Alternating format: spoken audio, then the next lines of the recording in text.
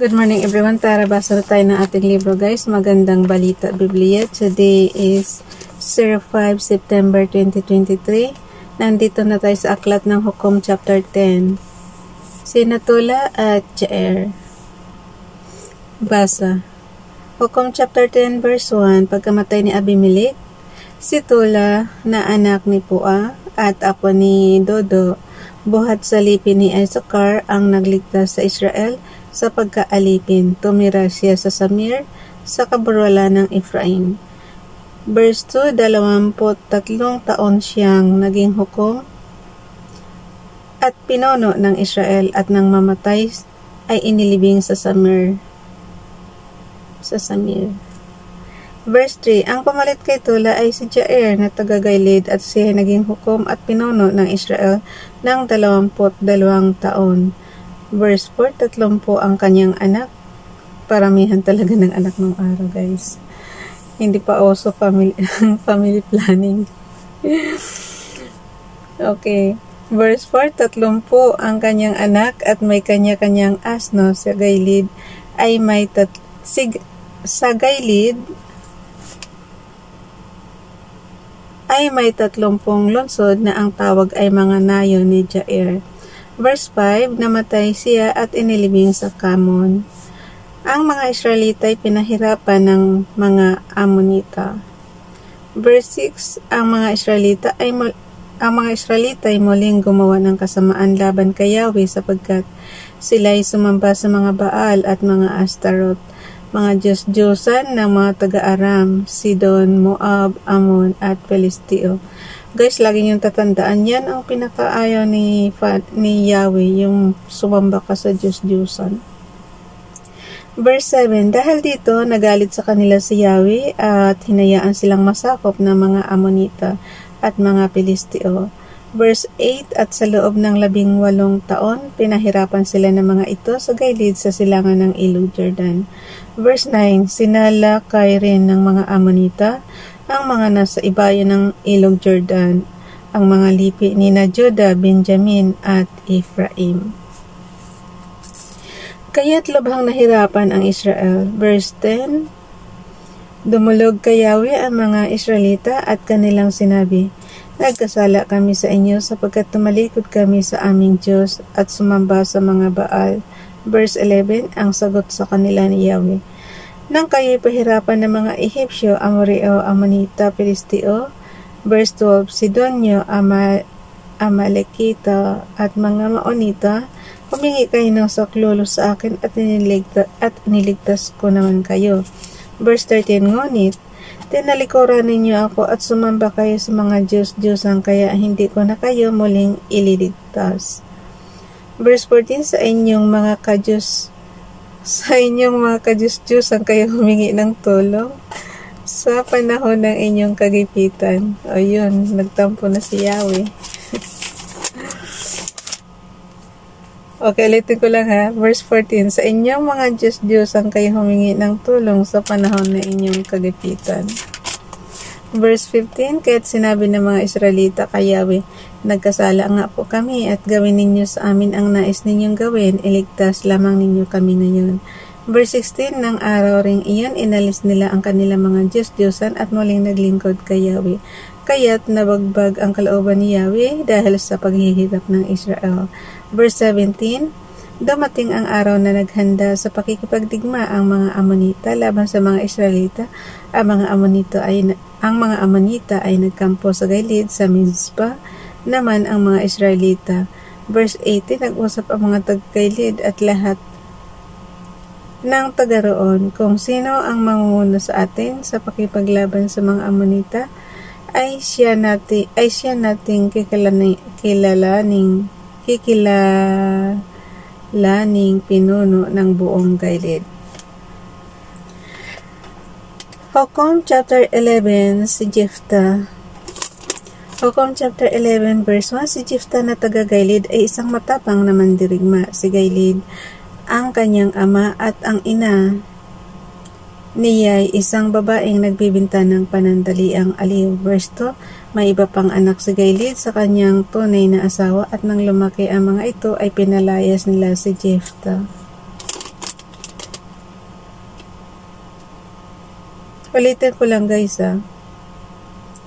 May iba pang anak si Gaylid sa kanyang tunay na asawa, at nang lumaki ang mga ito ay pinalayas nila si Jephthah.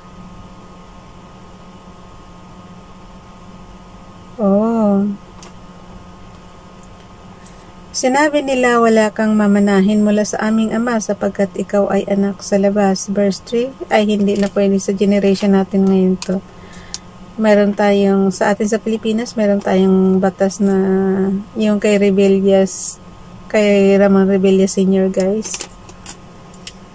Pantay-pantay na ang mamanahin kahit sa labas ka man na anak. Basta't kinilala ka ng ama. Okay, ulitin to Verse 3. No, yung verse 2 muna. Unahin natin yung verse 2. Ulitin natin. May iba pang anak si Gaylid sa kanyang tunay na asawa, at nang lumaki ang mga ito ay pinalaya si Jephthah. Sinabi nila, wala kang mamanahin mula sa aming ama sapagkat ikaw ay anak sa labas. Verse 3. Kaya umalis si Jephthah at narirahan sa Tob. Doon ay nagbuo siya ng pangkat ng mga taong itinakwil din ng lipunan, at sama-sama sila sa pandarambong. Verse 4, pagkalipas ng ilang panahon, nilusob ng mga Amonita ang Israel. Verse 5, dahil dito si Jephthah ay ipinasundo mula sa lupain ng Tob ng mga pinuno ng Galid. Verse 6, sinabi nila, ikaw ang manguna sa amin sa pakipaglaban sa mga Amonita. Verse 7, sumagot si Jephthah, hindi ba't nasusuklam kayo sa akin kaya ninyo ako pinaalis sa Galid? Bakit lalapitan niyo ako ngayon? Bakit lalapitan? Okay. Bakit lalapitan ninyo ako ngayong naharap kayo sa panganib? Verse 8, ngunit sinabi nila, ikaw ang nilalapitan namin ngayon sapagkat gusto naming makasama ka sa pakikipaglaban sa mga Amonita. Gusto rin namin ikaw ang mamuno sa Gaylid.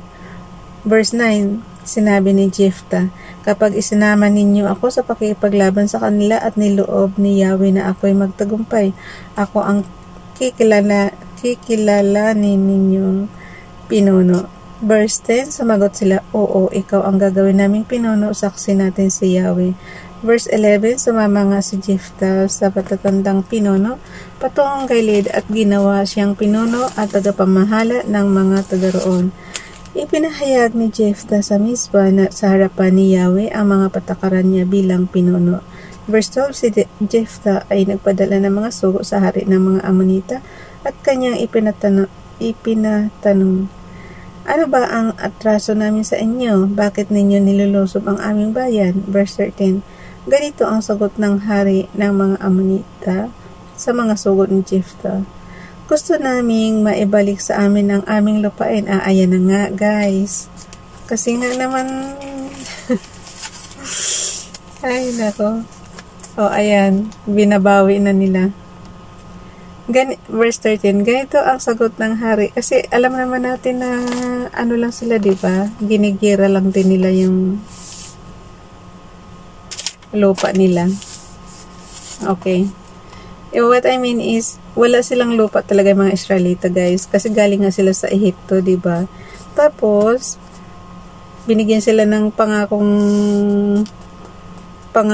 lupain ni Father God. Ang problema, yung mga nakatira doon, ginigyera nila. Ito na ngayon, gusto ng mga,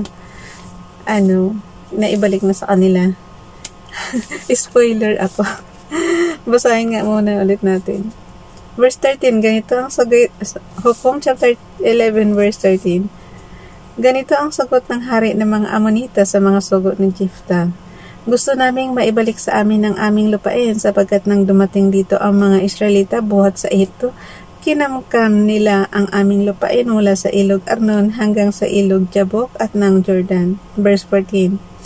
Pinabalik ni Jephthah ang kanyang mga sugo sa hari ng mga Amonita. Verse 15, at ipinasabi, hindi namin kinamkam ang lupain ng Moab ng Amnon. Verse 16, nang umalis sa Ehipto ang aming mga ninuno, naglakbay sila sa disyerto patungong dagat na pula hanggang sa Cadiz. Verse 17, pagkatapos nagpadala sila ng mga sugo sa hari ng Edom upang humingi ng pahintulot na dumaan sa lupaing ito, ngunit hindi sila pinayagan nito. Ganoon din ang ginawa ng hari sa Moab, kaya ipinasya nilang tumigil sa Cadiz. Verse 18, nagpatuloy sila sa paglalakbay sa disyerto, iniwasan nila ang Edom at Moab hanggang sa sumapit sila sa gawing silangan ng Moab sa ibayan ng ilog Arnon.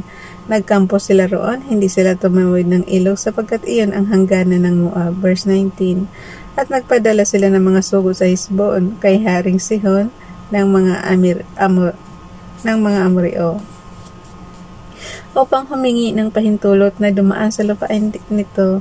Verse 20, ngunit hindi pumayag si Sihon, sa halip tinipon nito sa Jihaz ang kanyang hukbo at sinalakay ang mga Israelita.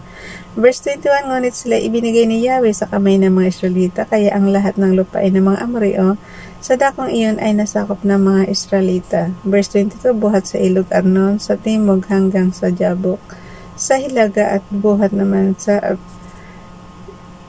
disyerto sa silangan hanggang sa Jordan sa kanluran. Verse 23, kaya si Yahweh ang nagtaboy sa mga Amoreo upang ang lupain niya'y tirhan ng mga Israelita. Verse 24, at ngaya'y gusto ninyo itong kunin, inyo ng lahat ang ibinigay sa inyo ng Diyos-Diyosan ninyong si Semos, ngunit huwag ninyong papakialaman. Semos pala yung Diyos-Diyosan nila, guys. Okay. Inyo ng lahat ang ibinigay sa inyo ng Diyos-Diyosan ninyong si Semos, ngunit huwag ninyo papakialaman ang ibinigay sa amin ni Yahweh na aming Diyos. Verse 25, sa palagay mo ba'y mas magaling ka kaysa kay Balak na hari ng Moab? Ni minsay hindi niya tinangkang digmain ang Israel. Verse 26, 300 taon nang naninirahan ang mga Israelita sa Hesbon, Aroer, sa mga bayan na sa paligid nito, at sa mga mas matagal yung guys, mas matagal yung Spaniards na sa atin. Diba? Mula 1521 hanggang 19... So, almost 400 years nga tayo, diba? Sa kanila, lang, 300... 300 taon. 300 years lang sa kanila. Okay, verse 26. 300 taon nang naninirahan ang mga Israelita sa Hesbon, Aroer, sa mga bayan sa paligid nito at sa mga lungsod sa palibot ng ilog Arnon.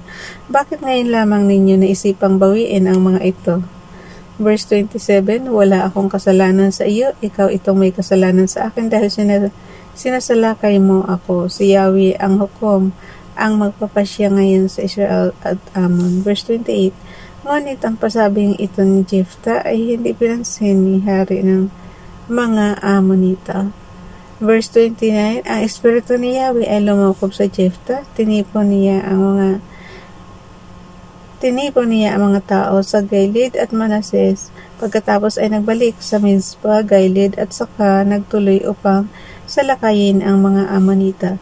Verse 30, sumumpa si Jephthah kay Yahweh ng ganito: kapag pinagtagumpay ninyo ako laban sa mga Ammonita, verse 31, susunugin ko bilang handog sa inyo ang unang lalabas sa aking bahay at sasalubong sa akin pag uwi ko. Verse 32, sinalakay nga ni Jephthah ang mga Ammonita at pinagtagumpay siya ni Yahweh. Verse 33, nagapi nila ang mga kalaban at nasakop ang 20 lungsod mula sa Aroer sa palibot ng sa palibot ng Minit hanggang sa Abel-Queramim. Marami silang napatay na Ammonita. Yan na naman. Patayan na naman. Ang anak ni Jephthah. Verse 34, nang magbalik si Jephthah sa Mizpah, sinalubong siya ng anak niyang babae na sumayaw. Sa saliw ng tamborin siya ang kaisa-isang anak ni Jephthah. Verse 35, nang makita siya ni Jephthah, pinunit niya ang kanyang damit at buong paghihinagpis na sinabi, anak ko, kay bigat na bagay nitong ginawa mo sa akin ngayon. Ang panata ko kay Yahweh ay hindi ko na mababawi pa. Verse 36, sumagot ang anak ni Jephthah, kung may panata kayo kay Yahweh, ito pa rin ninyo iyon sapagkat ipinaghiganti niya kayo laban sa inyong mga kaaway na mga Amonita. Verse 37, ngunit may isa lamang po akong ipapakiusap sa inyo. Bayaan ninyong isama ko sa bundok ang aking mga kaibigan upang ipagluksa ko ang 2 buwan ang aking pagkabirhin. Ano nakalagay guys? Bayaan ninyong isama ko sa bundok ang aking mga kaibigan upang ipaglukso ko ng 2 buwan ang aking pagkabirhin. Verse 38, pumayag naman si Jephthah na umalis ng 2 buwan ang anak niya. Nagpunta nga ito sa bundok kasama ang kanyang mga kaibigan upang ipagluksa ang kanyang pagkabirhin sapagkat mamamatay siya ng hindi makakapag-asawa. Verse 39, pagkaraan ng 2 buwan, nagbalik siya sa kanyang ama at isinagawa naman ito ang kanyang panata kay Yahweh at siya nga'y namatay na isang birhen. Mula noon, naging kaugalian na sa Israel verse 14 na taon-taon ay 4 na araw na ipagluksa ng mga kababaihan ang dalagang anak ni Jephthah. Hanggang diyan na lang guys, bukas na itong Hukom chapter 12. Bye everyone, God bless.